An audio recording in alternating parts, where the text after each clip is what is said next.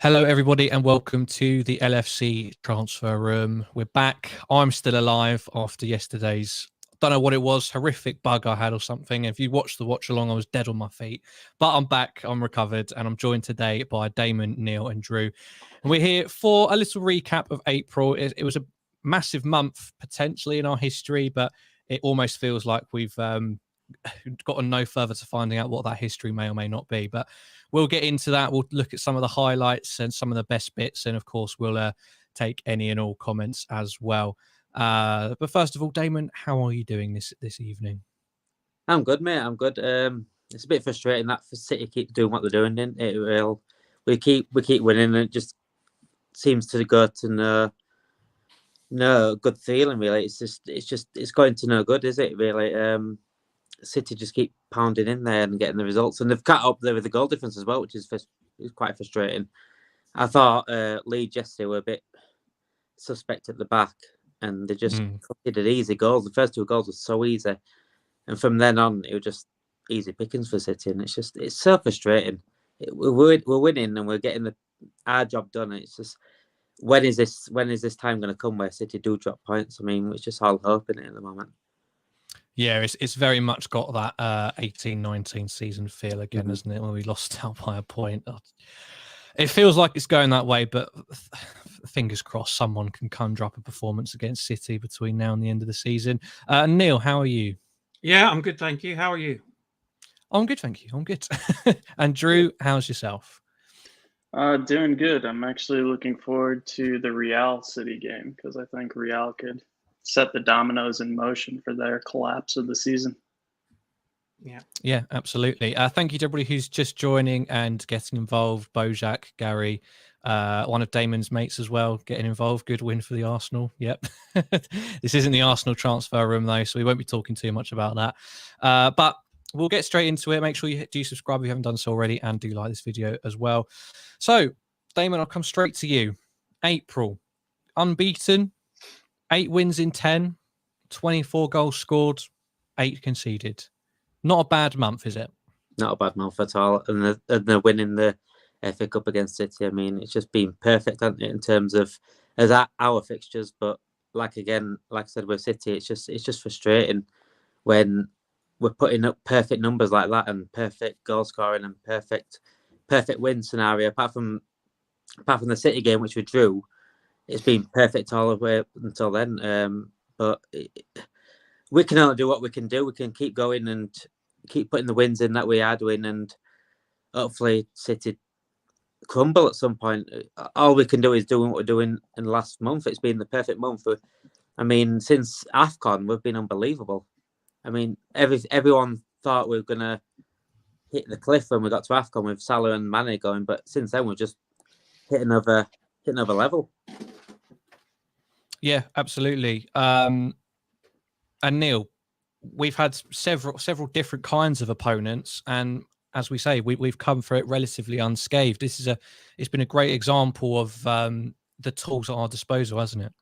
Yeah, I think so. I think all the teams we've played have presented us with different problems. So there was the City semi-final where we went at them and got at them early and did enough to win the game early. And then towards the end of the month, we had the Everton and Villarreal performances where we had a very different type of team to play, and we managed to get the job done. So Everton and Villarreal were, both played very, very sort of low blocks. They didn't want us to. They didn't want to come out and play against us, understandably. But it was good that a different type of performance was needed. We've struggled historically against low blocks.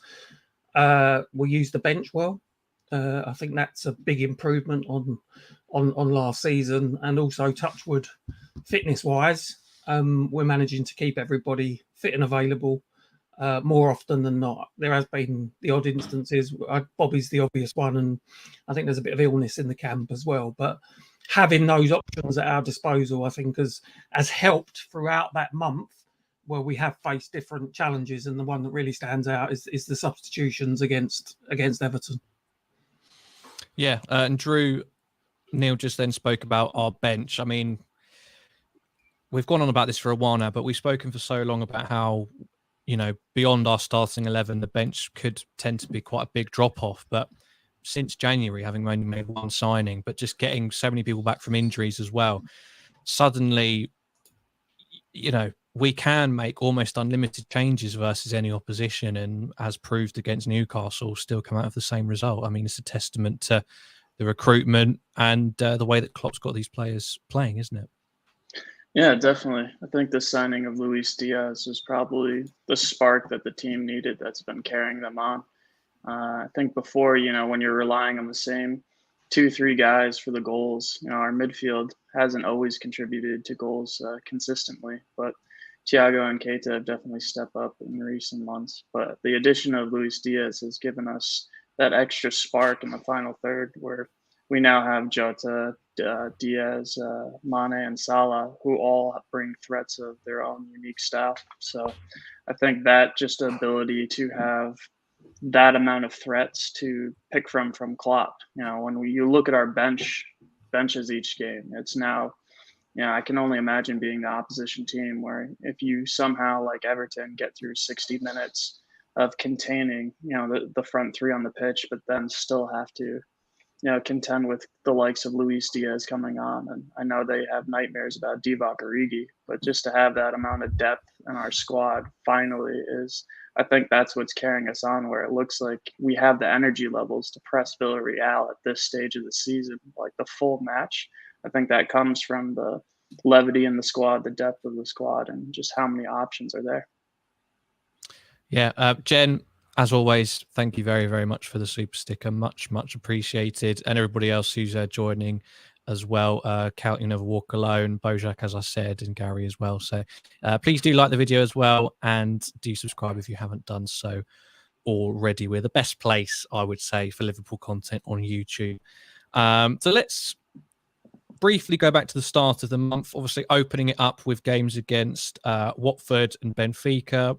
Combined 5 goals for us, 1 scored by Benfica.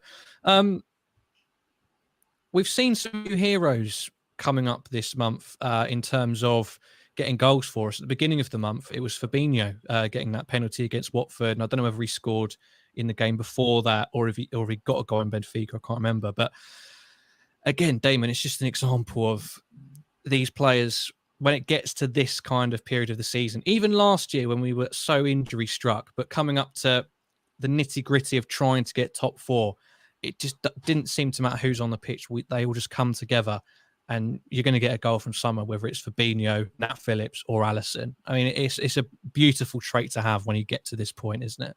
Oh yeah, it definitely is. I mean, Salah's been off form for like a couple of months now since he came back from AFCON. He hasn't really been the same player as he was in December before. And Mane has just been unbelievable this month. I mean, his new role up top has just given him a new lease of life. I can't believe it. I can't believe the way he's playing at the moment. I mean, yesterday he played okay, but he just wants the same as he has been up front. He went back to his left wing, and it just doesn't seem the same as he was 2 years ago. But this month he has really stepped up. Origi again stepping up against Everton. Like you said, Fabinho at the beginning of the month. I think Thiago and Naby Keita have been unbelievable in the last month or so. I mean, those two alone have changed the way we play, because before Thiago and Naby Keita were fully fit, we couldn't control games how we are doing now. We did control the games, obviously, but the way we are doing now, it's just we just don't look like losing. We don't like losing the ball. We don't look like losing any sort of possession. We don't like losing any game. I mean, the semi-final against Manchester City just summed up our monthly, really, because that first half we just dominated the Manchester City side. I mean, this is the Manchester City that are dominant everywhere they go, and the way we played against them first half was just out of this world. If I'm honest, it really was out of this world. I've never seen us play to that level in terms of against Man City in a game like that ever in the last 5 years.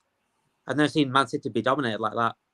Not from that, and that is down to, like you say, the squad depth we've got with Thiago, Naby Keita, Mane coming on form this month is just it's the right time. I'm hoping Salah somehow it's form. I know he scored against Man United, but it's Man United, isn't it? I mean, Blobby could probably score against Man United. So yeah, I'm hoping Salah can hit form in the next couple of weeks, and if he does, then wow, what problems can we get to if it is? Yeah, I mean, speaking of Salah, Neil, we did lose him for AFCON, and since he's come back, I think he started to rediscover his form, and he has always been chipping in with the odd goal and assists here and there as well. But the fact he hasn't been at his best, and yet we've lost so few games, we're still in all competitions.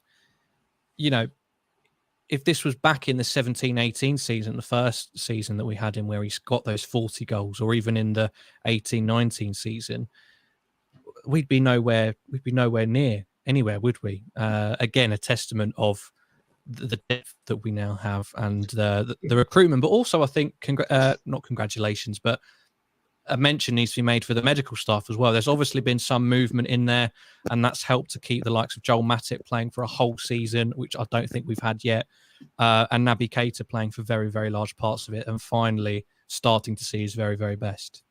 Yeah, so just before we touch on Salah, just it's interesting about the injury, and I think it's more to do with the rehab. Because if I remember last season when we had all those problems, Klopp actually brought in someone that he'd worked with before that specialised in rehabilitation after injuries.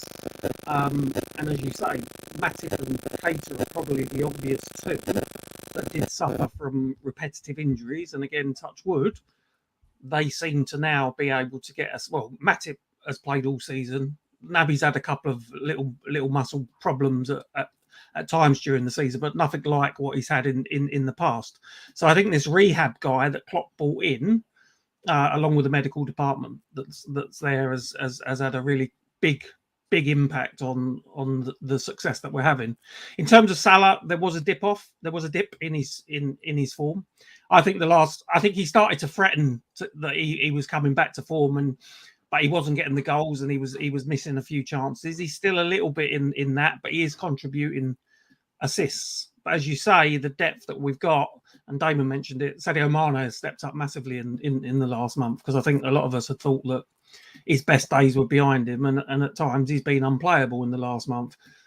Diaz is there, Jota's there, Firmino got a couple of goals against Benfica. So, yeah, 5 years ago, Salah not scoring the goals would have been a problem. Now it makes very little difference. And every time, if you watch the games, quite often he's got 2 or 3 men around him, and him taking those men away is opening up spaces for other players as well. So I think we're going to see a burst of goals from him, because I do feel that he's looking quite sharp. Even when he came on yesterday, I know he didn't score, but he looked sharp. So I'm hoping there'll be a change of fortune in front of goal, and we'll see him get on one of his goal scoring runs that he can do. Yeah, and just before we get into the Champions League quarterfinals against Benfica, Drew, again, as Neil said, Mane coming into the centre forward position, and I think this does come into an April recap, because I think April's really where we started to see that more frequently. It does almost feel like a bit of a rejuvenation. He's popping up with a few more goals here and there, and it feels like he's just got the traits, the natural traits that allow him to play there. And with the likes of Diaz giving a viable option to actually play on that left wing, because I think we all know that Jota is better through the middle. Having Diaz as a viable option almost releases Mane to play in that centre forward role. Do you see him being a long-term decision to sort of revamp him as our new number 9 or false 9? I don't think, given his age, we'd really consider that for a long term. Like, I'm thinking, 4 or 5 years. I don't know where he'll be at that point, so I don't think we should base our, forward line off that, having Mane up top. But certainly for the short term, he's been getting the goals, and I think ever since he came back from AFCON, that was, basically the confidence boost that he needed to get back to form. Like, I remember reading an article that Klopp had him watching, old highlight videos of himself to try to, get him confident again. But I think just being able to do that for Senegal consecutively in AFCON and then get them qualified for the World Cup was a huge relief for him. And he came back in after that and started flying for Liverpool. So I think while he's performing up top, we should definitely keep him up there at least. I think I actually honestly don't think it matters that much because we tend to rotate at times. So I think if it's working, you keep him in, but we also, find out at 60 minutes, if it's not working, we have more than one or two options to choose from to mix it up. So I think it's a nice problem to have, and it's a nice option to consider. But long term, I'm curious to see if we can get someone in like Nunez to, bring in the next generation. Because I think in every other position, we're starting to see some youth revamped. So striker is the only, or our false nine is the only position where it's, we don't have an out and out replacement for Bobby. Thank you to everybody who's still joining. Please do like the video if you haven't done so already. And if you are new, please do subscribe as well. You can also join our Discord in the video description. Neil, briefly touching on our Champions League run, obviously 3 fixtures falling into April. 2 of those were against Benfica. That second leg, a 3-3 draw, but overall, I still felt it was very comfortable. Even when they got that third goal, I still wasn't particularly worried. I felt like it was a bit of a lapse in concentration for us, but overall, Benfica just never offered enough over those 2 legs. What was your take on that overall? Yeah, I would agree, and I think when you're trying to perform at that high level, non-stop, I think it's acceptable to have a drop off. And I think if you're going to have a drop off, you need to do it at the right time. And I think the two big drop offs we've had, well, one, the Inter Milan game. I know that's going back a little bit further, where we lost 1-0 at home. If we were going to lose a game, that was the one to lose. And then, as you say, the Benfica 3-3 game, we did drop off. We didn't put as much pressure on the ball, which exposed the high line a little bit. And I think we made changes, and I just think, we're allowed lapses of concentration. The damage was done in the first leg. We were very good out there, particularly in the first half, coming with a 2-goal advantage, and never, as you said, never really looked like we were in any danger of, going into extra time or doing anything. So I think it's natural that you will have dips, especially when you're making changes like I think he did in defence that night. And then for the Villarreal game, I thought we were excellent again when we needed to be, and we've given ourselves another 2-goal cushion going forward. So yeah, it's just about doing enough at times, conserving energy, playing the squad players like even yesterday he did it. It's really important for morale as much as anything. And to keep them in something of a rhythm. So yeah, I wasn't concerned about the 3-3. As I say, I think it was timely if we were going to have a drop off to do it in the last half hour of that second leg. So no concerns from that perspective. And Damon, on our Champions League draw overall, I think we've got to admit we did very well in the draw, didn't we? In terms of getting Benfica, and then knowing that, well, Villarreal obviously did well to beat Bayern Munich, but at the same time, I was saying it before and I said it afterwards, I don't think Bayern are the team this year. I don't think they've got what people think they do. They've won their 10th Bundesliga in a row, but if you look at the second team, which was Dortmund have been horrific this year. They are really, really off the pace and really bad. So it's the same as, PSG in the French league. They've got all of these fantastic players, but they're playing training matches for long periods against farmers. Like, sorry to be non-analytical and not too in-depth about it. And there obviously are some good players. Yeah, there are good players and good teams in the French league, but overall, it's not of a Champions League quality. Whereas, in the Premier League, you're playing more better teams on more consistent basis. But getting back to what I was saying anyway, going off on a tangent about how I don't think Bayern Munich are very good. We did get very lucky, didn't we? We've got to admit that to ourselves, haven't we, Damon? Well, it felt like a hand-picked draw, didn't it? It felt like we just picked Villarreal out ourselves, and then we picked Benfica out ourselves. I mean, we couldn't have got 2 better teams going into the draws, we thought, yeah, who do we want? Benfica, Villarreal. Sorry enough, we got them. But we didn't expect Villarreal at the end of the day. We expected Bayern Munich. We thought we were going to get Bayern Munich, and we probably prepared ourselves for Bayern Munich, to be honest. I bet even Klopp thought, you know what, let's prepare for Bayern Munich in semi-final as well. But it was just that let go for Villarreal, and they somehow got through. So we have to reevaluate and come up against a completely different team to Bayern Munich. It would have been a completely different game against Bayern Munich to Villarreal. I mean, I think they would have given us a bit of problems going in our defence, but I still think they're the same as they was 2-3 years ago, especially defensively. They're not the same anymore. They play three at the back now, and they play so many attacking players that just leaves them so vulnerable at the back. It just doesn't seem the same as it was, 4 years ago, where Bayern Munich was the main team in Europe. To be honest, I wouldn't have been scared of Bayern Munich either way. We beat them, was it 3 years ago now, in their own backyard, and we've got a better team now. We've got a better team. We're much more compact at the back now as well. We're much more fluid going up front, and so I wouldn't have been scared of who we play, to be honest. But yeah, like you said, we couldn't have got a better draw in terms of the teams. But at the end of the day, if you want to be the best in Europe, you got to beat the best.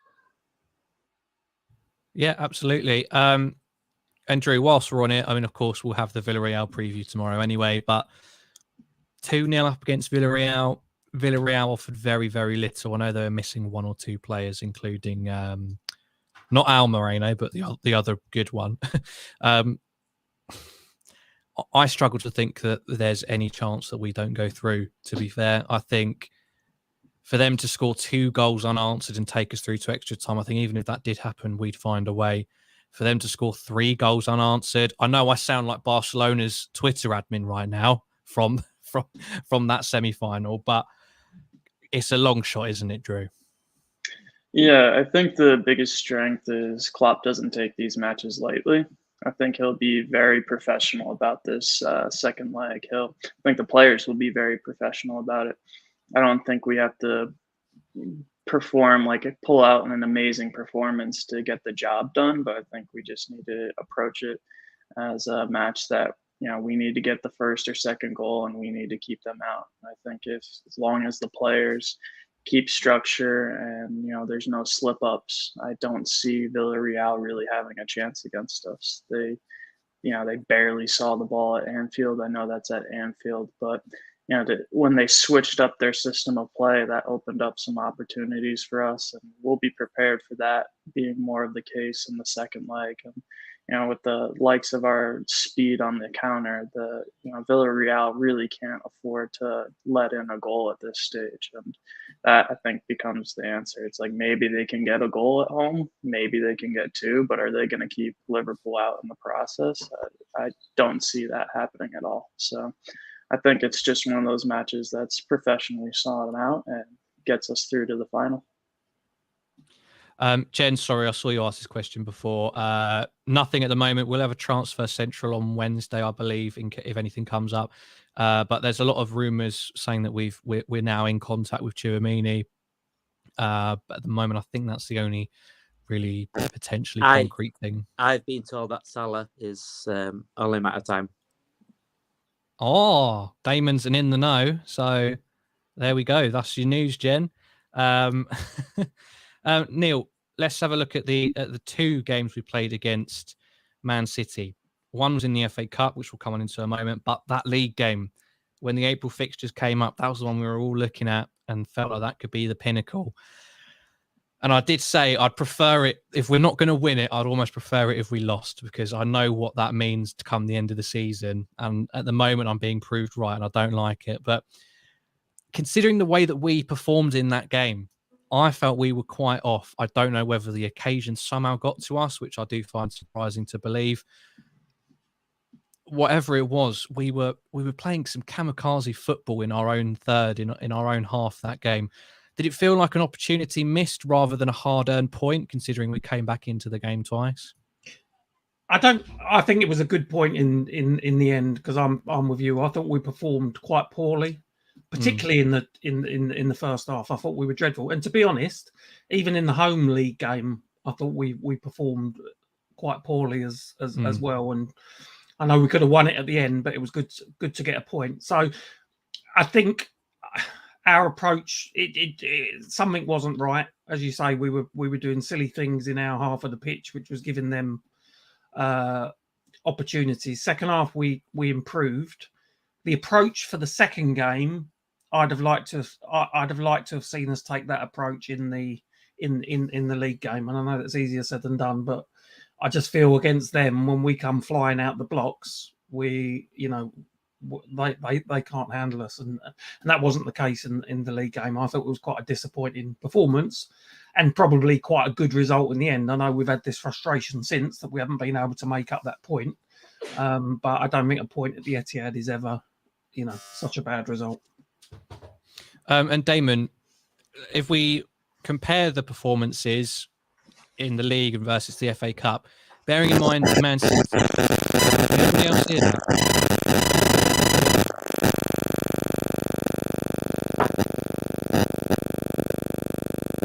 Something has gone very wrong here. Right, has it stopped? That horrible noise. I'm so confused. Damon, if we'd have played the way we played in the FA Cup versus Man City in the league, would we have won in the league? Considering they changed their back four quite dramatically, and one of the goals was down to a goalkeeping error. I think we would have shocked them, definitely. We came out the blocks flying in the semi-final at FA Cup. I mean, I think it was a team selection more than anything. I think we played the team I wanted for the league game. We played in the FA Cup. Was it Naby, Thiago, Fabinho at middle, and Diaz, Salamane? We didn't play that in the league. Did we play Edison at league, I think? And I think we played Jota. I think we played Jota up top instead of Diaz. One of the two. So yeah, I think it was that. I think it was the team selection really from Klopp. I think he was a bit conservative in the league game, knowing that if we lost, we're out of the title. So I think he was happy with the draw. So he just played a team to sort of make sure he got that draw rather than going out to win. And in semi-final, I mean, you just got to win on the day, aren't you? So I think he went out there to win, and so be it. We won. We blew them out there. We blew the doors up in the first half. I mean, if we did that in the league, I do believe we could have won. It's just one of them moments where Klopp's got to choose. Does he want to go all out in the league and possibly lose rather than get a chance to win? I mean, that team he picked, like I said, it would have got the draw regardless. So it's just a chance. It's a chance taken from the Kop, isn't it? I mean, it's one of them things. If we had gone out there and played that attacking team, we could have lost. So it was a good point in the end of the day. So we played poor on that game. It feels to me, and I know it's only the matter of a few weeks, that we seem to be in much better shape now than we were then. The belief seems to be flowing. So I think if we were to play that game now, the approach would be a very aggressive one. Which at the time I think we were a bit cautious, because if we'd have lost, then probably that was it. But I think if it was now, we'd be much more aggressive and confident and have the belief that we could go there and take them apart. I do think Klopp did the right thing though that day, but it wasn't my team that I wanted. I wanted the attacking team that I played in the semi-final, and I think I was on the preview that night, the night before, and I said I really want to go for this. I think we can hurt them if we go for it. But at the end of the day, I think he was just too cautious on the league game. And there was performances that weren't up to scratch as well. I think regardless of who we put out on the pitch, we'll always have a team capable of playing well and winning the game. I think yesterday proved it. There was everyone was moaning about the team selection, and actually they performed very well, those players that come in. So no matter who we field, I feel confident that if we play well, we can get the result. And there were performances that were below the required standard that day as well. Oh, we still got the draw, so it tells you everything that you need to know. Noman, thank you very, very much for the donation, as always. Really, really well appreciated. I've got no idea what this sound is, and I don't know whether it's me or not, because I was muted then and I heard it again, so I don't know whether that's me or not, but we'll try and figure it out. But Yeah, I take your point on board, Neil. Since that league game, we've not burst into life because we were still performing very highly anyway, but it's almost gave us a new lease of life that started from that FA Cup first half almost. So I don't know whether there was some sort of minor underlying tweak to our approach, or maybe it was just having that game on the horizon. Players were nervous, and in the game that looked like it was the case, to be fair. And then afterwards, Drew, it seemed like maybe that was a weight lifted, and now we're just kind of, we can win all our games. We might not win the league anyway, but hey, let's give it a good go. Yeah, I think you hit the nail on the head. I think it was like the biggest game of the month. Everyone knew that. And then I think the deflected De Bruyne goal in the first 5 minutes, really knocked the wind out of our sails. And I was baffled to see, like, we came back after that. Jota got the goal, like 6 minutes later. And I thought, like, even though he got that goal, for me, the energy felt like it was lucky that we got the goal and we still didn't have control of the game. I think that was our first real attack. And it got in the back of the net, but we didn't. It was like just after both goals, we kind of looked like we were getting control, but then after that, we just kept on slipping back into that first 20 minutes, wasn't it?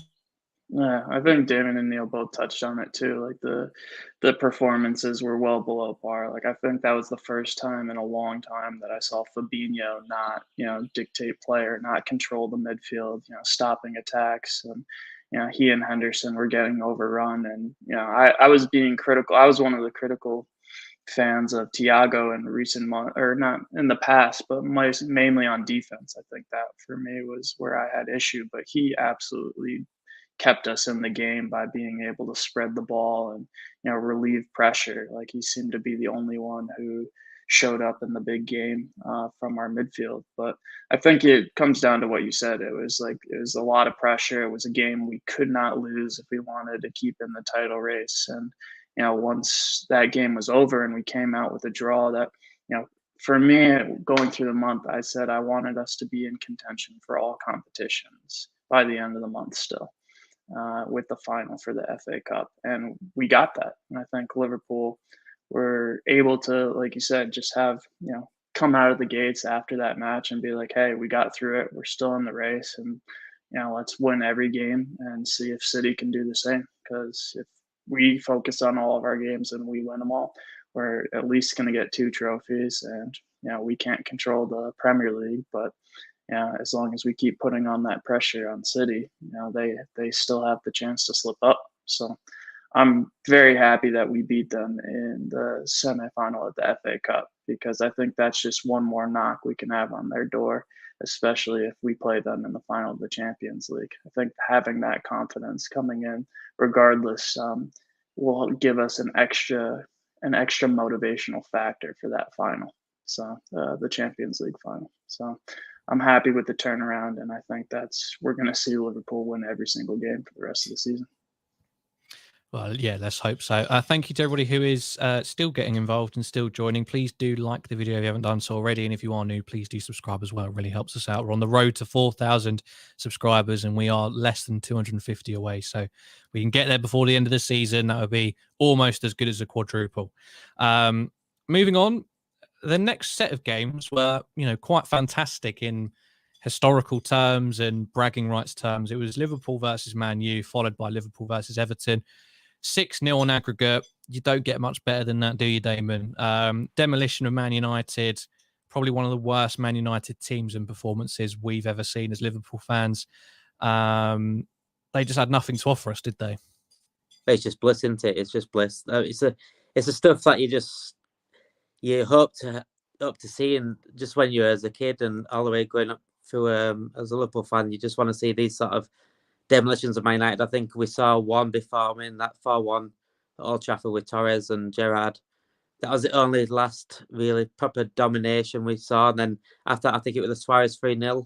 I think was that at Anfield or was it Old Trafford? I can't remember. It was a 3-0. That was a dominance. But this one was completely different. This one was as dominant as ever been, even more so than the 5-0. I know 5-0 was a big of a scoreline, but this one was just, Man United wasn't even in the game. Even the 5-0, they had a couple of chances, but this one they just didn't even get a sniff. I mean, I've never seen a Man United Liverpool game like it. I honestly haven't. even when we had poor players like Voronin and David Ngo, even David Ngo scored against Man United. I mean, he scored a winner. I think did he make it 2-0, David Ngo, where he broke away towards the end of the game. I mean, even players like that playing for us, and we still made a game of it, and we've still got wins. Surprisingly, they've got the team they've got now is nothing like the teams we've had in the past, and to not even try on the pitch, I've never seen anything like it. It got to the point where I felt like I think I celebrated every single goal like with Man United Liverpool, but it still didn't feel like Man United Liverpool.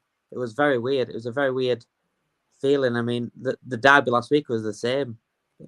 I've never felt so calm going into a derby. I've never felt so relaxed before the match, and knowing that this is probably just 3 points.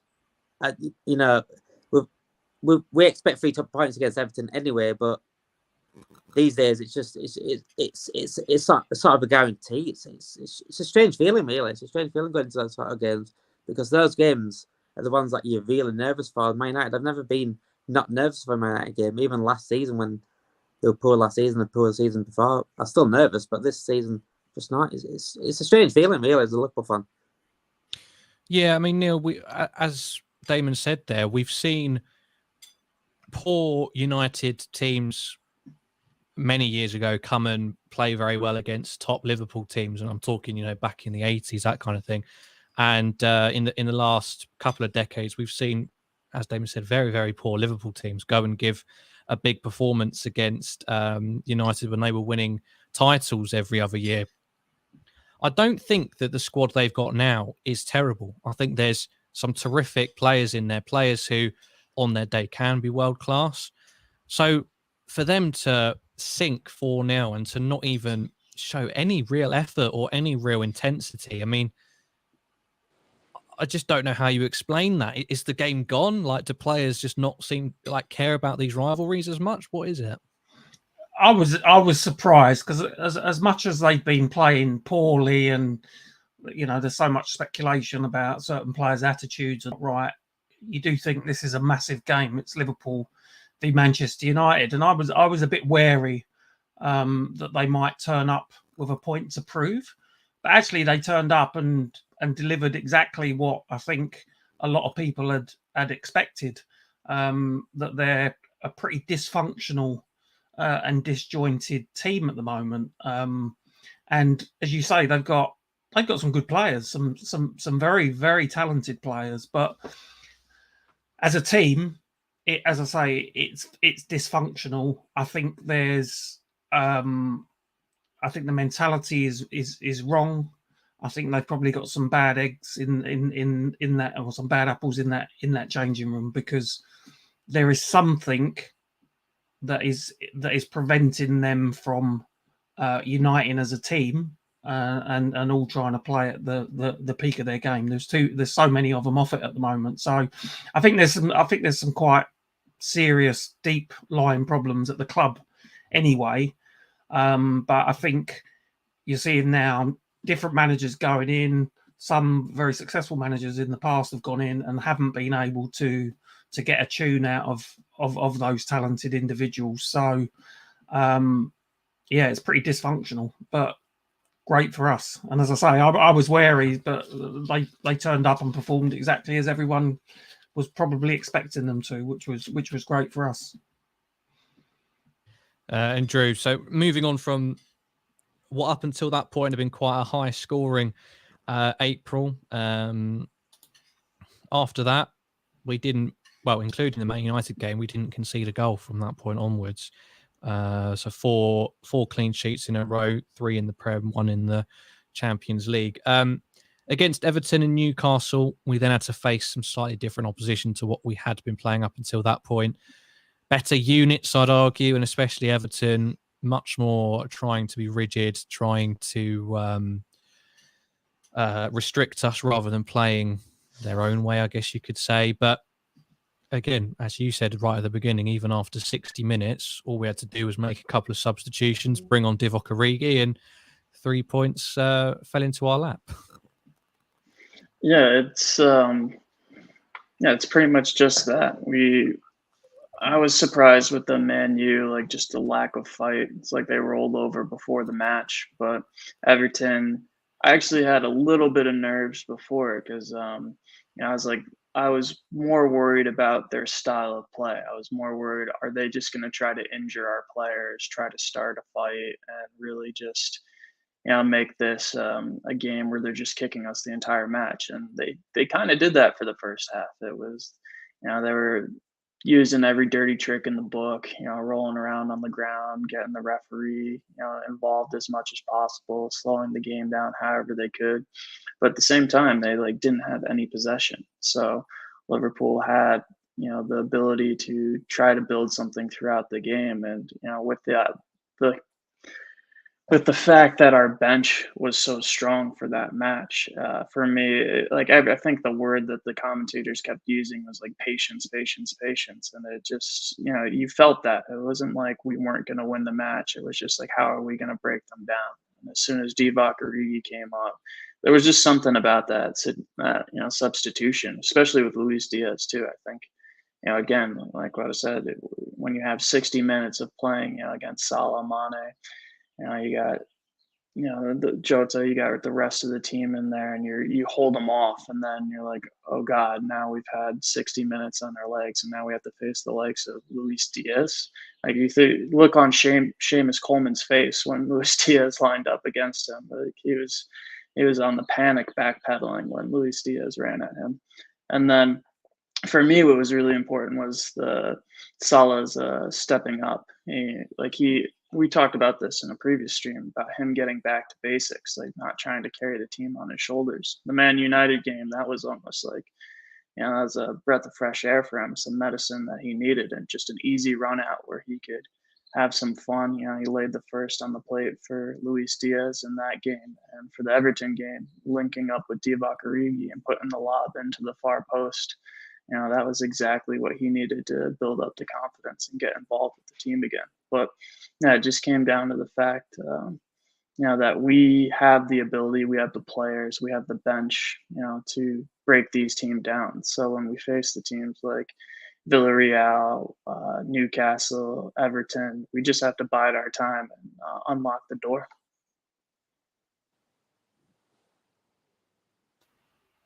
Yeah, you muted Louis. Sorry, thank you very much. Damon, in those games against Everton and Newcastle, as I mentioned before, new heroes or heroes we haven't seen for a while coming back to the forefront. Divock Origi against Everton, of course, is predictable. And then versus, there it is again, versus Milner versus Newcastle. It is... Do you think this is the last time we've seen one or two of those players? I mean, Divock is leaving at the end of the year. Do you think he comes on for one final twist of a tail? Is there an FA Cup final last minute winner in there, or in the Champions League, or do you think that's it for him? And what about same goes for Milner? I mean, I hope we don't have to rely on those in the next few weeks. But at the end of the day, we've got that squad depth for a reason right now, and if we need to use it, we need to use it. At the end of the day, if Origi needs to come on, then it needs to come on. And if the FA Cup final, Champions League final, last few games of the Premier League, if we need him, we need him at the end of the day. But can I see it being the last games? Milner possibly, because I think it's the only time Klopp's really going to change that many players. So I think that could be Milner's last game, unfortunately, for Liverpool. But Origi, I think he will call upon him from a substitute point position, whether it be the Champions League final or the FA Cup final. I do think he will play again, whether he plays a big part or not. I mean, I'd rather not, because I'd rather the game be over and done with, to be honest, before he does come on. It'd be nice to see him coming out and giving one last dance, a bit like Michael Jordan, and giving the send off that he deserves, because the both of them have been absolutely fantastic for the club. I mean, Milner has given that experience, has given us that in the dressing room, has been the man to really look up to. And I go back to the Champions League game against Barcelona, where Milner came on. He controlled the game from then on, from the 4-0. With players like that, there's such golden eggs. They're sort of players, like, they're so underappreciated because they ain't got the talent of Salah, they ain't got the talent of Van Dijk, but Milner at the age he is just been the rock of Klopp, and there's a reason why Klopp loves him. And again with Origi, the special moments. I mean, he's given us Steven Gerrard moments, hasn't he? As Origi, I've never seen such a clutch player since Steven Gerrard. Those sort of goals, there's a reason why as Liverpool fans regard Steven Gerrard so highly, because the feelings that guy gave us, from going from literally bottom of the barrel to absolutely ecstatic feelings. That's what Origi's done. The goal against Everton in the last minute, the Champions League goals, the goal even the goal against Newcastle. I think it was in the season we come second. I mean, that last minute goal against Newcastle was a big goal at the time. Wolves earlier this year as well. Yeah. He's had so many moments. The only thing I can describe him as is like Steven Gerrard moment sort of thing. And to get those sort of moments as a Liverpool fan, as a football fan, as general, you've got such a bond with that sort of player because of those moments. And it's sad that they've got to go. At the end of the day, we've got to be ruthless, and sentimentality can't come into it. We've got to get rid of these players. We've got to move on. You know, we've got more trophies to win. We've got more titles to win. We can't be sentimental with these sort of players, but thank you for everything that you've done. As simple as that. I speak on behalf of all Liverpool fans. I mean, we can't thank them enough, really. I think Origi needs a statue. I do. So, yeah. And just to round it off, obviously, Neil played against Newcastle yesterday, 1-0 victory. I mean, for me, I don't know about you, this had everything written on it to be a potential banana skin, you know, coming so soon after the Wednesday 8 p.m. to then play Saturday 12:30 against a team on the rise, cash injection, some new players in January, on a run of 4 wins out of the last 5 and like 6 wins on the trot home or something ridiculous. This had everything written on it to be a banana skin, and again we've just come through it. And even though it was 1-0, I still feel like we could have won by 2 or 3. Yeah, arguably, it was probably my favorite performance of the month, because I think all those things that you said about you know, the limited turnaround and the form they were in, and you know, we've made five changes to the team, but we were in total control of that game. And as you say, you know, probably our finishing let us down. I thought Jota was sharp, but his finishing wasn't at it. Mane had a good chance. We could have come away winning that 3 or 4-0. But for me, the biggest thing was how we controlled it. I never felt under threat. I never felt too edgy about it. They never really caused us a problem. They had a shot late on, didn't they, from Guimaraes, I think, that Alisson saved comfortably. So, as I say, probably my favourite performance. And I didn't like the negativity about the team selection, and it's always the same when Henderson and Milner play together. I thought Milner was excellent. I thought Joe Gomez was excellent, and just everything about it was great. And you come away from it feeling like that's a proper win. That we've made changes. We've had a game on Wednesday. Yet we've still, you know, gone out there and put in a really, really professional performance. And I think that shows a lot about the mentality of the management and the squad as well. So, yeah, my favourite game of April, that one. Andrew, I'll let you sort of round it off in terms of April as a whole. I mean, ultimately, we are that much closer to the end of the season, just 4 more league games to go, an FA Cup final, and then a Champions League second leg, and then hopefully a final for that as well. So we are in the dire straits at the moment. But ultimately, if you think about it, we're no closer to knowing where we're going to be than we were at the start of April. We're still technically exactly where we were, just less games to go to demonstrate that. I mean, how are you feeling about it?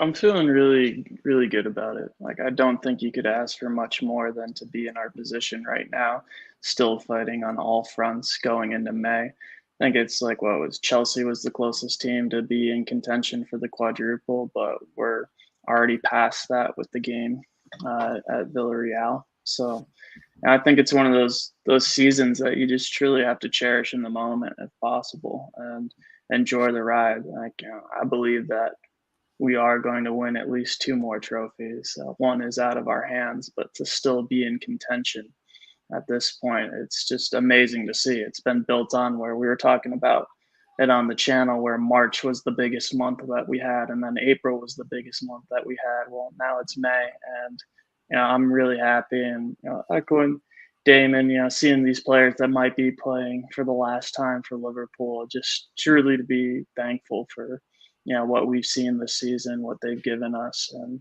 hopefully we get to see a few more trophies on the bus at the end of the season. Yeah, and just think, all that could be on the bus is one Carabao Cup. I'll just leave that. I'll leave you all with that. But thank you very much, everybody, for tuning in and watching. If you are new and you haven't done so already, please do like the video. Please do subscribe to the channel. It really helps us out, and we're getting ever closer to 4,000 subscribers. Thank you, Damon. Thank you, Neil. Thank you, Drew. This has been the April recap on the LFC Transfer Room. As I said, make sure you do subscribe. But until next time, thank you very much, and we will see you in the next video. Take care and have a lovely Bank Holiday Monday.